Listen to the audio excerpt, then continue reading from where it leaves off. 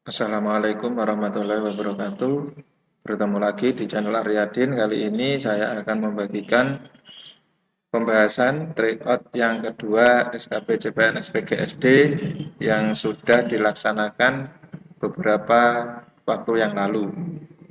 Sebelum lanjut ke soal, jika video ini atau channel ini bermanfaat bagi Anda semua, silahkan jangan ragu untuk subscribe dan tekan loncengnya untuk mengetahui update-update soal CPNS yang terbaru.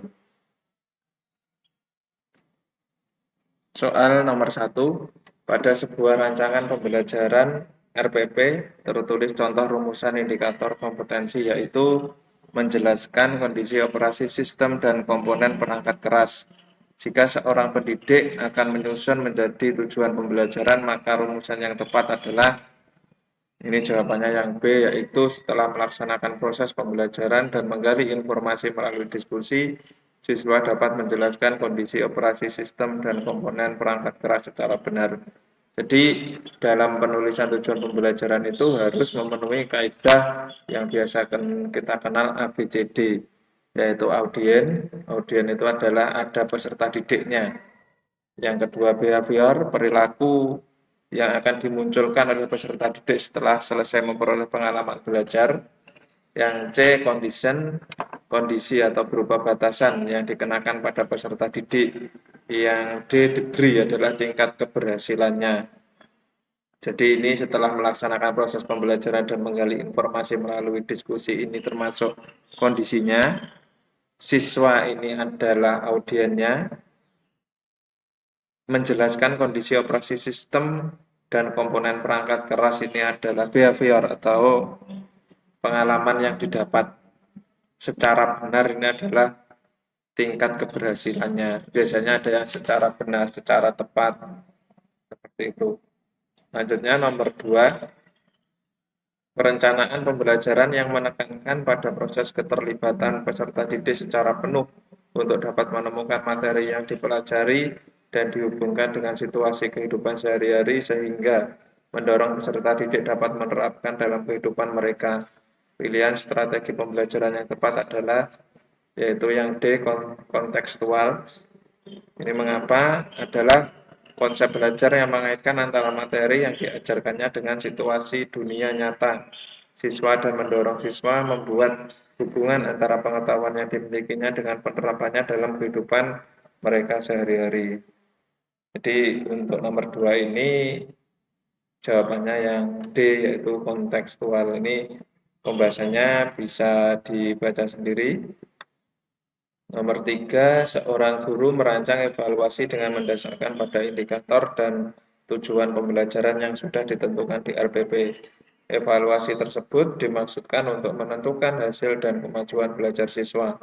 Maka jenis evaluasi yang tepat dipilih oleh guru adalah, ini jawabannya yang B, yaitu evaluasi sumatif. Pembahasannya, evaluasi diagnostik itu adalah evaluasi yang ditujukan untuk menelaah kelemahan-kelemahan siswa beserta faktornya. Sedangkan evaluasi selektif, evaluasi yang digunakan untuk memilih siswa yang paling tepat sesuai dengan kriteria program kegiatan tertentu. Yang ketiga, evaluasi penempatan adalah evaluasi yang digunakan untuk menempatkan siswa dalam program pendidikan tertentu yang sesuai dengan karakteristik siswa. Sedangkan nomor 4, evaluasi formatif, yaitu evaluasi yang dilaksanakan untuk memperbaiki dan meningkatkan proses belajar dan mengajar. Terakhir, evaluasi sumatif sendiri adalah evaluasi yang dilakukan untuk menentukan hasil dan kemajuan belajar siswa. Nomor 4, seorang guru senior mengajar siswanya dengan metode diskusi dan menggunakan media gambar yang sudah berlangsung dari tahun ke tahun. Pada awal semester baru 2019, siswa di kelas tersebut diketahui 70% memiliki preferensi belajar kinestetik sehingga mereka tidak fokus saat pembelajaran dan diskusi berlangsung. Siswa lebih senang jika mengerjakan tugas yang diberikan oleh guru. Dari kasus tersebut, strategi pembelajaran yang paling tepat dipilih guru, yaitu yang project based learning. Karena PJBL ini merupakan strategi pembelajaran yang dikembangkan berdasarkan penerapan proyek dengan melibatkan siswa menyelidiki masalah dunia nyata. Jadi ini sesuai dengan ini, yaitu anak lebih suka itu karena mereka preferensi belajarnya kinestetik. Soal nomor 5, jika guru memberikan penugasan kepada siswa yang bertujuan untuk mengukur kemampuan dalam menghasilkan karya tertentu dan dilakukan secara berkelompok, maka jenis penilaian otentik yang tepat adalah ini jelas penilaian proyek karena secara kelompok. Jadi penilaian proyek adalah bentuk penilaian yang diwujudkan dalam bentuk pemberian tugas kepada peserta didik secara berkelompok. Penilaian ini difokuskan pada penilaian terhadap tugas belajar yang harus diselesaikan oleh peserta didik dalam periode atau waktu tertentu. Penilaian proyek dapat juga dikatakan sebagai penilaian berbentuk penugasan yang bertujuan untuk mengukur kemampuan peserta didik menghasilkan karya tertentu yang dilakukan secara berkelompok. Dan seterusnya, kalau portofolio ini sekumpulan karya-karya peserta didik. Kalau jurnal rekaman tertulis, kalau penilaian tertulis seperti ulangan biasa, penilaian diri berarti mengamati diri sendiri. Selanjutnya nomor 6, sebagian siswa mengalami kesulitan menjawab soal tes pilihan ganda yang disusun oleh guru. Hal tersebut disebabkan materi dalam soal sebagian belum dipelajari oleh siswa, karena materi tersebut seharusnya diberikan pada pertemuan berikutnya. Hal yang seharusnya dilakukan guru dalam menyusun soal tes pilihan ganda pada aspek materi yaitu ini yang soal harus sesuai dengan indikatornya, jangan loncat ke indikator yang lain. Pembahasannya, analisis secara teoritis adalah telaah soal yang difokuskan pada aspek materi, konstruksi, dan bahasa.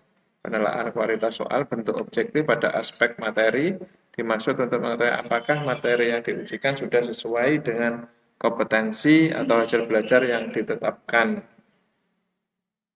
Ini untuk telaah secara teoritis kualitas soal tes bentuk objektif, butir soal harus sesuai dengan indikator. Hanya ada satu jawaban yang benar. Pengecohnya homogen dan berfungsi kelebihan tes bentuk objektif.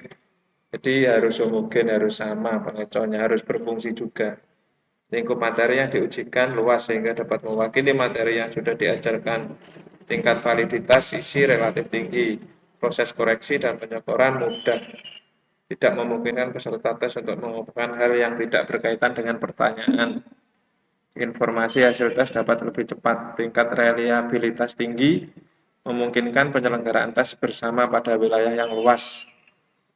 Kalau kelemahannya itu tadi kelebihan ya. Tidak mengembangkan daya nalar peserta tes. Peserta tes cenderung menjawab dengan jalan menerka karena bisa menerka juga. Memungkinkan terjadinya kecurangan saling menyontek ini karena mudah menyonteknya. Mengembangkan dan menyusun soal relatif sulit dan waktu lama karena harus ada pengecohnya juga dan itu harus berfungsi. Membutuhkan waktu untuk membaca soal dan jawaban sehingga mengurangi waktu ujian. Nomor 7, hasil penilaian akhir yang dilakukan oleh guru diketahui beberapa siswa telah memenuhi ketuntasan belajar dan ada juga siswa yang belum memenuhi kriteria ketuntasan belajar. Mendasarkan pada kasus tersebut, guru dapat melakukan tindak lanjut hasil penilaian yang dapat dimanfaatkan untuk beberapa hal. Berikut merupakan pemanfaatan hasil penilaian oleh guru, kecuali yaitu yang D untuk mengadministrasikan hasil penilaian. Jadi tujuannya bukan itu, tetapi tujuannya untuk memperbaiki program pembelajaran, menyelenggarakan program remedial bagi siswa yang nilainya rendah, dan menyelenggarakan program pengayaan bagi siswa yang hasilnya tinggi atau nilainya tinggi. Ini banyak sekali.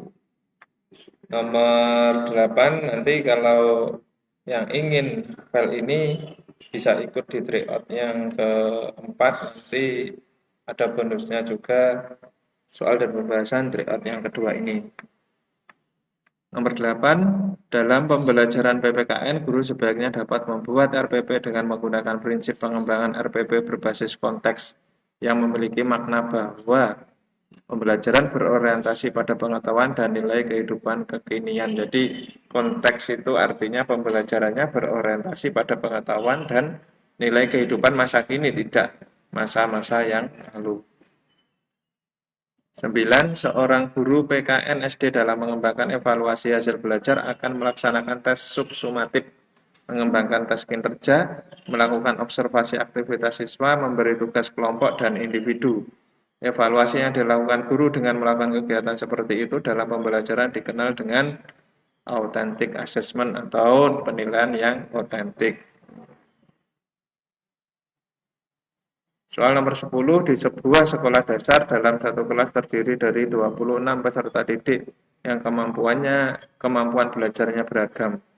7 peserta didik tampak sangat menonjol bagus dalam memahami pelajaran. Sementara ada 6 peserta didik yang kemampuannya sangat kurang dalam memahami pelajaran. Sedang sisanya biasa saja. 7 peserta didik yang menonjol bagus kadang justru mengganggu temannya yang belum memahami pelajaran. Jika akan dilakukan penelitian untuk perbaikan pembelajaran, variabel terikat yang sesuai dengan kondisi kelas tersebut adalah yaitu pemahaman. Variabel terikat yang sesuai yaitu pemahaman. Soal nomor 11, seorang guru SD ingin menerapkan pembelajaran matematika di kelas 1 berdasar pada teori Brunner, yaitu langkah pembelajaran matematika enaktif, ikonik, dan simbolik. Jika kompetensi yang diharapkan adalah siswa mampu menjumlahkan dua bilangan dengan hasil maksimal adalah 20, maka langkah yang tepat adalah yang C. Siswa diberi benda konkret dulu, yaitu enaktif. Untuk memperagakan penjumlahan, siswa mengerjakan penjumlahan melalui gambar ikonik, dan siswa menuliskan simbol penjumlahan bilangan tersebut. Jadi ini harus urut. Jadi inaktif, ikonik, dan simbolik. Ini ketiga tahap ini merupakan tahapan yang berurutan, jadi harus urut. Yang pertama adalah inaktif, yang kedua ikonik, yang ketiga adalah simbolik. Soal nomor 12, Pak Ranto akan mengajarkan materi IPA tentang konsep pemuaian pada logam kepada para siswanya. Pembelajaran dilaksanakan dalam setting model pembelajaran kooperatif melalui pembentukan kelompok-kelompok kecil. Kegiatan diarahkan pada upaya membuktikan bahwa sebagian besar logam apabila dipanasi akan memuai. Metode yang sebaiknya digunakan Pak Ranto adalah yaitu yang C, eksperimen karena pembuktian. Jadi langsung praktek. 13. Bu Santi hendak membelajarkan materi gelombang bunyi di kelas sekaligus ingin melakukan PTK. Pada pembelajaran yang pernah dilakukannya, banyak siswa yang tidak dapat mencapai KKM.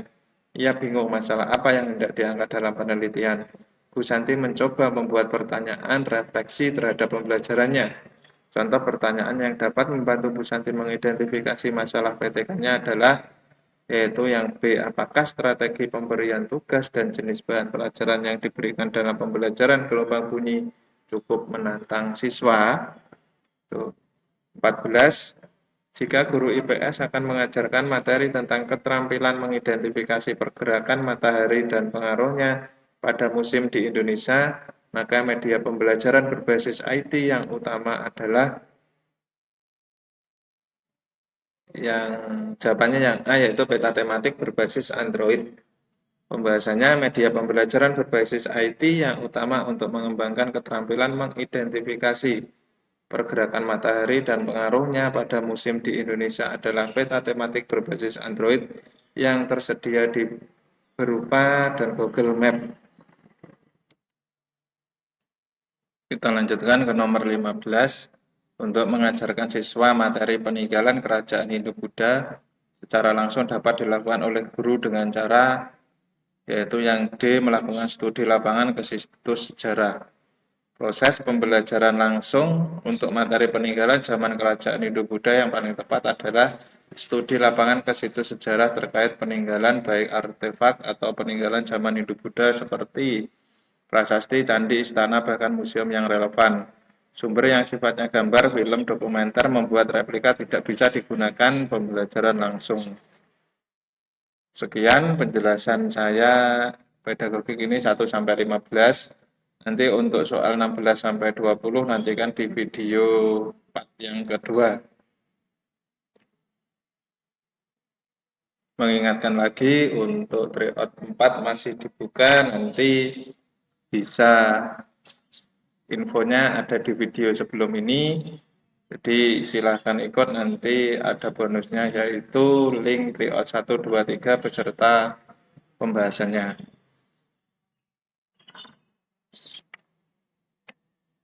Jika video ini bermanfaat bagi Anda, jangan lupa untuk subscribe channel kami agar channel kami bisa berkembang. Saya akhiri cukup sekian. Wassalamualaikum warahmatullahi wabarakatuh.